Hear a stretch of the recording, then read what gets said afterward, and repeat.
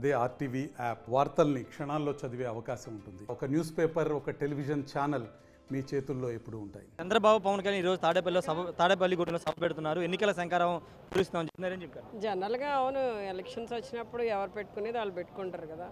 ప్రజలు already fix అయి ఉన్నారు, జగనానికి ఓటేయాలి, మళ్ళీ జగనాన్ని రాష్ట్రానికి ముఖ్యమంత్రిని చేయాలని. ఎందుకంటే ఆయన అందించిన పాలన ఈ రోజున ప్రజలందరూ కూడా చాలా హ్యాపీగా ఉన్నారు. ఉమ్మడి పశ్చిమ తూర్పుగోదావరి జిల్లాలో జనసేన నేతలు తీవ్రస్థాయిలో బయటకు వచ్చి విమర్శలు చేస్తున్నారు. 24 సీట్లు మాత్రమే కేటాయించడం పట్ల తీవ్రస్థాయిలో విమర్శలు చేస్తున్నారు. మీరు ఎలా చూస్తారు? అది వాళ్ళ ఇష్టం, వాళ్ళు ఉమ్మడి దాన్ని మనకెందుకు. ఇప్పుడు వాళ్ళిద్దరూ ఒక అండర్స్టాండింగ్లో వాళ్ళు పంచుకున్నారు కదమ్మా, దాని గురించి మనం కామెంట్ చేసేది ఏముంది.